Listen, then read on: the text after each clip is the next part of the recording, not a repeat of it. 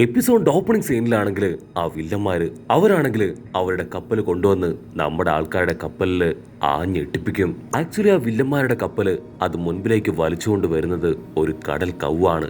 നാമി ആ കടൽ കൗവിനെ മുൻപ് എവിടെയോ കണ്ടിട്ടുണ്ട്. ഇവിടെ സാഞ്ചി ആണെങ്കിൽ നമ്മുടെ ആൾക്കാരുടെ കപ്പലിനെ എങ്ങനെയെങ്കിലും കൺട്രോൾ ചെയ്യാനായിട്ട് ശ്രമിക്കും. അതേസമയം നാമിക്ക് പിടിയിട്ടും ഈ കൗ അതിനെ അവൾ കണ്ടത് ആ അർലാങ്ങിന്റെ അടുത്താണ്. ഇത് അർലാങ്ങിന്റെ കൗവാണ്. അവളും സാഞ്ചിയും ലൂഫിയെല്ലാം ചേർന്നാണ് അതിനെ തല്ലി അന്ന് കൊല്ലാറാക്കിയത്. അവളത് ചിന്തിച്ചു നിൽക്കുന്ന സമയത്ത് തന്നെ ആ കൗവ് അത് വീണ്ടും അവരുടെ കപ്പലിനെ ആഞ്ഞെട്ടിക്കുകയാണ്.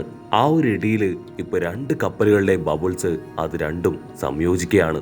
വില്ലനാണെങ്കിൽ ഭയങ്കര സന്തോഷം. കമോൺ ഗായ്സ്, നമുക്ക് എത്രയും പെട്ടെന്ന് അവരുടെ കപ്പലിലേക്ക് കടക്കണമെന്ന് പറഞ്ഞ് വില്ലനാണെങ്കിൽ പതിയെ കപ്പലിലേക്ക് കടക്കാൻ തുടങ്ങും. അതേസമയം സാഞ്ചിയും ലൂഫിയും അവർ രണ്ടുപേരും ആ കടൽ കൗവിനെ തിരിച്ചറിയുകയാണ്. കടൽ കൗവും ഒരു സെക്കൻഡ് നമ്മുടെ ആൾക്കാരെ നോക്കും. അപ്പൊ അതിനും പിടിയിട്ടും അർലാങ്ങിന്റെ കൂടെ ഉണ്ടായിരുന്ന സമയത്ത് അവനെ തല്ലി പഞ്ചറാക്കിയത് അത് ഇവരാണെന്ന്. അത് ആ കാര്യമല്ല ഓർത്ത് ഒരു സെക്കൻഡ് ഷോക്കാവും.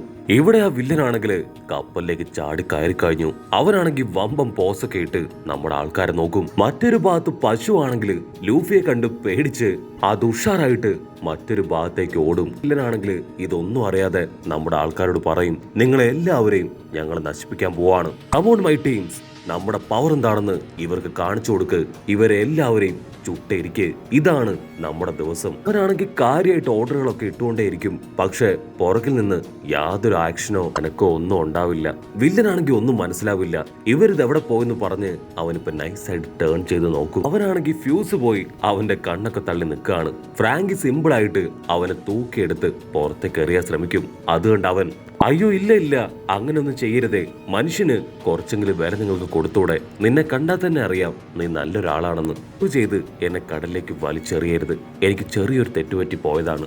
സോറോ ആണെങ്കിൽ വമ്പ കലിപ്പില് നീയല്ലേ ഇത്രയും നേരവും ഞങ്ങളെ കൊല്ലണം, ഞങ്ങളെ തകർക്കണം എന്നൊക്കെ പറഞ്ഞുകൊണ്ടിരുന്നത്. അത് കേട്ട് വില്ലനാണെങ്കിൽ എന്താ പറയണ്ടെന്ന് അറിയില്ല.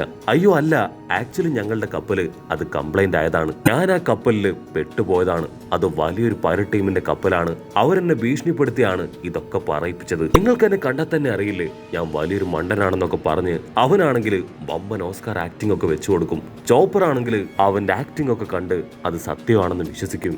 വില്ലനാണെങ്കിൽ നൈസായിട്ട് ഇപ്പൊ നാമിയെ നോക്കി വെള്ളവർക്കും.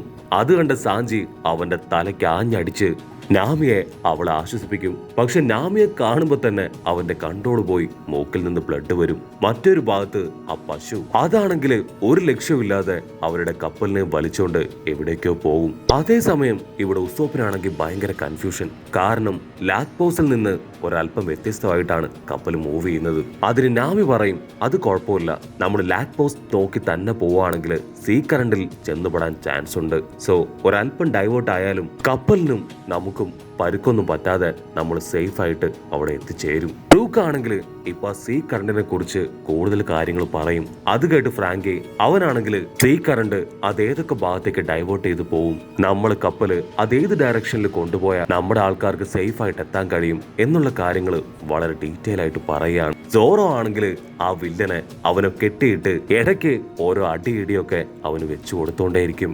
ബ്രൂക്ക് ആണെങ്കിൽ നിർത്താതെ പറഞ്ഞുകൊണ്ടേയിരിക്കും നമ്മൾ ആ ഡീപ് സീയിലേക്ക് അവിടേക്ക് പോവാണ്, കപ്പൽ ഇനിയും ഒരുപാട് താഴേക്ക് താഴും. ഡീപ് സീ നിങ്ങൾ കരുതും പോലെയല്ല, അവിടെ പ്രേതങ്ങളുണ്ട്, ഒരുപാട് മോൺസ്റ്റേഴ്സ് ഒക്കെ ഉണ്ടെന്ന് പറഞ്ഞ് ബ്രൂക്ക് അവനിപ്പോ എല്ലാവരെയും പേടിപ്പിക്കും. ചോപ്പറിന് കുറച്ചൊക്കെ പേടിയാവും. പക്ഷെ ലൂഫിക്ക് ആണെങ്കിൽ അത് കേട്ട് ഭയങ്കര എക്സൈറ്റ്മെന്റ്. അങ്ങനെ അവർ അല്പദൂരം മുൻപോട്ടേക്ക് പോകുമ്പോ അവർക്ക് താഴേക്ക് പോകേണ്ട ഒരു പ്രത്യേക ഡയറക്ഷനിലുള്ള സീ കറണ്ട് കാണും. ഒസോപ്പ് തലയൊക്കെ പതിയെ പുറത്തേക്കിട്ട് താഴേക്ക് ഒളിഞ്ഞു നോക്കും. അവനത് കാണുമ്പോ തന്നെ ഭയങ്കര പേടി. പക്ഷെ നാമി ആണെങ്കിൽ കാഷ്വലായിട്ട് പറയും ഇത് സേഫ് ആയിട്ടുള്ള സീ കറണ്ട് ആണ്, ഇതിലൂടെ മാത്രമേ നമുക്ക് ഇനി താഴേക്ക് പോകാൻ പറ്റൂ. കട്ട് ചെയ്താ അവര് താഴേക്ക് വരെ ആ കടലിന്റെ അടിയിലായിട്ട് വലിയൊരു സീ മോൺസ്റ്റർ. ആക്ച്വലി ഇതാണ് ആ ഒരു കടൽ മുഴുവൻ അടക്കി ഭരിക്കുന്ന സീ മോൺസ്റ്റർ. കട്ട് ചെയ്താ ഇവിടെ ആ വില്ലൻ അവനാണെങ്കിൽ ആ ഒരു സീ മോൺസ്റ്ററിനെ കുറിച്ച് നന്നായിട്ട് അറിയാം. അവൻ പറയും പ്ലീസ് ദയവ് ചെയ്ത് കപ്പൽ ടേൺ ചെയ്യ്, ഇവിടെ ഒരു വലിയ സീ മോൺസ്റ്റർ ഉണ്ട്, അതിന്റെ കയ്യിൽ പെട്ട തീർച്ചയായിട്ടും അത് നമ്മളെ തകർക്കും. പക്ഷെ ഉസോപ്പ് ക്യാഷ്വലായിട്ട് പറയും, അങ്ങനെയൊന്നും ഇവിടെ ഇല്ല, അതൊക്കെ വെറും മിത്ത് മാത്രമാണ്. അവനത് പറയുന്ന സമയത്ത് തന്നെ ആ സീ മോൺസ്റ്റർ കൊന്നു കളഞ്ഞ ഒരുപാട് ഡെഡ് ബോഡീസ് അത് മുകളിലേക്ക് വരും. മാത്രമല്ല ആ സീ മോൺസ്റ്ററും നമ്മുടെ ആൾക്കാരുടെ കപ്പലിനെ ലക്ഷ്യം വെച്ച് അങ്ങനെ ഉയർന്നു വരികയാണ്. ഒരു വലിയ ജയന്റ് ഓക്ടോപ്പസ് അവർ രണ്ടുപേരും കെട്ടിപ്പിടിച്ച് കിടുകിട വിറയ്ക്കാനായിട്ട് തുടങ്ങുകയാണ്. നമ്മുടെ ആൾക്കാരെല്ലാവരും അതിനെ കണ്ട് ടെൻഷൻ ആവാണ്. മാത്രമല്ല ന്യൂ വേൾഡിൽ നിന്ന് തിരികെ വരാൻ ശ്രമിച്ച ഒരു കപ്പലിനെ അത് പൂർണ്ണമായിട്ടും തകർത്ത് തവിട് പൊടിയാക്കി. വില്യം പറയും, പ്ലീസ് ദയവ് ചെയ്ത് എന്റെ കെട്ടയച്ചു വിട്, ഞാൻ എങ്ങനെയെങ്കിലും രക്ഷപ്പെട്ടോളാം. ലൂഫി ആണെങ്കിൽ ടെൻഷനായി, നിർത്തിടാ നീ, സ്റ്റോപ്പ് ദ ഫക്ക്, അതിനെങ്ങനെ കൺട്രോൾ ചെയ്യണമെന്ന് എനിക്കറിയാം. നിങ്ങൾ ആ പശുവിനെ കൺട്രോൾ ചെയ്ത് കപ്പൽ മുൻപോട്ട് കൊണ്ടുപോയതുപോലെ ഈ ഒരു മോൺസ്റ്ററിനെ അതിനെ ഞാൻ കൺട്രോൾ ചെയ്ത് നമ്മുടെ കപ്പലിനെ അതിനെ കൊണ്ട് ഞാൻ മുൻപോട്ട് കൊണ്ടുപോകും. ഒസോപ്പിനാണെങ്കിൽ അത് വിശ്വസിക്കാനായിട്ട് കഴിയില്ല. You are unbelievable. നീ ടീം ക്യാപ്റ്റൻ ആണെന്ന് കരുതി എന്ത് വിഡ്ഢിത്തരവും വിളിച്ചു പറയാന്നാണോ? ഇത്രയും വലിയൊരു ക്രീച്ചറിനെ നിന്നെ കൊണ്ടെന്നല്ല ആരെ കൊണ്ടും കൺട്രോൾ ചെയ്യാൻ പറ്റില്ല. ആക്ച്വലി ഞാൻ കരുതിയത് ഇത് വെറും ഒരു മിത്താണെന്നാണ്. എങ്ങനെ ഒരു ക്രീച്ചർ ജീവിച്ചിരിപ്പുണ്ടെന്ന് ഒരാൾ പോലും വിശ്വസിക്കില്ല എന്ന് പറഞ്ഞ് അവനിപ്പോ ആകെ ടെൻഷനാവും. അപ്പൊ ദൂരത്തായിട്ട് നമ്മുടെ ബ്രൂക്ക്, അവനാണെങ്കിൽ അതൊന്നും ശ്രദ്ധിക്കാതെ ഇപ്പോ ചായയൊക്കെ കുടിച്ച് ഊഞ്ഞാലാടി രസിക്കുകയാണ്. മറ്റൊരു ഭാഗത്ത് റോബിനാണെങ്കിൽ ആ ഒരു ക്രീച്ചറിന്റെ ഫോട്ടോ ഒക്കെ വരച്ച് ഹായായിട്ടിരിക്കുകയാണ്. ആ ഫോട്ടോ കണ്ട് നമ്മുടെ ഫ്രാങ്കിക്ക് അവനാണെങ്കിൽ എന്തെന്നില്ലാത്ത ആനന്ദം. നമ്മുടെ റോബിനിപ്പോ കുറച്ച് സുന്ദരിയായിട്ടില്ലേ, ആയിട്ടുണ്ടെന്ന് തോന്നുന്നവര് ഒന്ന് കമന്റ് ചെയ്യണേ. ലൂഫി ആണെങ്കിൽ ഇവിടെ കൂലങ്കക്ഷമായിട്ട് ആലോചിക്കുകയാണ് എങ്ങനെ അതിനെ കൺട്രോൾ ചെയ്യാം. ആക്ച്വലി കടലിലല്ലായിരുന്നുവെങ്കിൽ നമ്മുടെ ചെക്കൻ അവ മറ്റൊന്നും നോക്കാതെ അതിന്റെ അടുത്തേക്ക് ചാടി വീണ് അതിനെങ്ങനെയെങ്കിലും തകർത്തേനെ. പക്ഷെ ഇപ്പൊ അവരുള്ളത് കടലിലാണ്. ഉസോപ്പ് ആണെങ്കിൽ തീർത്ത് പറയും, നിന്നെ കൊണ്ട് അതിനെ പിടിക്കാനോ തകർക്കാനോ കൺട്രോൾ ചെയ്യാനോ പറ്റില്ല, നമ്മളിപ്പോ ഉള്ളത് ഉൾക്കടലിലാണ്. അപ്പൊ നാമിക്കാണെങ്കിൽ വലിയൊരു ബുദ്ധി വെളിച്ചുണ്ടാവും, കുഴപ്പമില്ല, നമുക്ക് സൗത്ത് സൈഡ് വഴി കപ്പൽ ടേൺ ചെയ്യാം. ഇവിടെ വില്ലനാണെങ്കിൽ ചത്താ മതിന്നാവും. വില്ലനാണ് അതിന്റെ മുൻപിൽ ചെന്ന് പെടുന്നതെങ്കിൽ മിനിറ്റ് കൊണ്ട് അവൻ ടേൺ ചെയ്ത് പോയിട്ടുണ്ടാവും. ഇവിടെ ലൂഫി അവൻ തീർത്ത് പറയും, ഒരു കാരണവശാലും കപ്പൽ ടേൺ ചെയ്യാനോ തിരിച്ചുവിടാനോ പാടില്ല, അതിന്റെ നേരെ തന്നെ കപ്പൽ കൊണ്ടുപോകണം.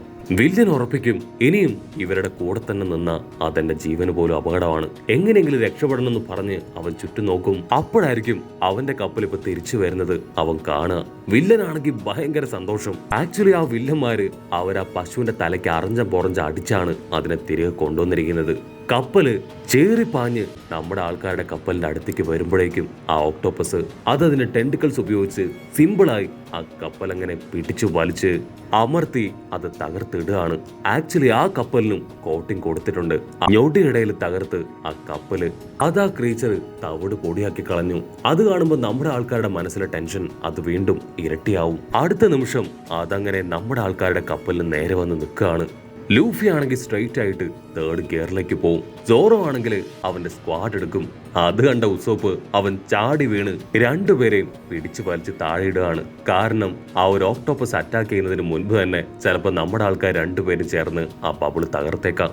അതിനാ വില്ലൻ പറയും, നിങ്ങൾക്കിപ്പോ എന്താ വേണ്ടേ, കടലിലേക്ക് പോയിട്ട് അതുമായിട്ട് ഫൈറ്റ് ചെയ്യണം. അതിനൊരു സിമ്പിൾ ടെക്നിക് ഉണ്ട്. ഇപ്പൊ കപ്പലിന് കൊടുത്ത പോലെ ഒരു ബബിള് നിങ്ങളുടെ ബോഡിയിലും കൊടുക്കാൻ പറ്റും. അതുപയോഗിച്ച് നിങ്ങൾക്ക് സേഫ് ആയിട്ട് കടലിലേക്ക് ഇറങ്ങി അതുമായിട്ട് യുദ്ധം ചെയ്യാം. ഇത് കേൾക്കേണ്ട താമസം സോറോയും സാഞ്ചിയും ലൂഫിയും അവർ 3 പേരും 3 ബബിളൊക്കെ ക്രിയേറ്റ് ചെയ്ത് അതിനുള്ളിൽ കയറി നിന്ന് പുറത്തേക്ക് പോകാൻ റെഡിയായി കഴിഞ്ഞു. അതേസമയം ഫ്രാങ്കി ആണെങ്കിൽ അവന്റെ കയ്യിലുള്ള റോക്കറ്റ് ലോഞ്ചർ അതുപയോഗിച്ച് ഇപ്പൊ ക്രീച്ചറിനെ അറ്റാക്ക് ചെയ്യാൻ തുടങ്ങും.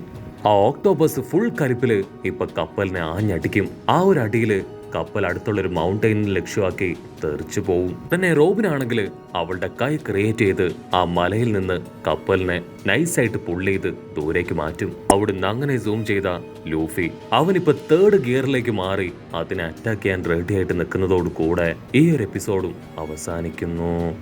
എപ്പിസോഡ് ഇഷ്ടപ്പെടുകയാണെങ്കിൽ തീർച്ചയായിട്ടും ലൈക്ക് ചെയ്യാനും കമന്റ് ചെയ്യാനും ഷെയർ ചെയ്യാനും മറക്കല്ലേ. അടുത്തൊരു അടിപൊളി എപ്പിസോഡുമായിട്ട് കാണുന്നവരെ it's me with Mallu episode.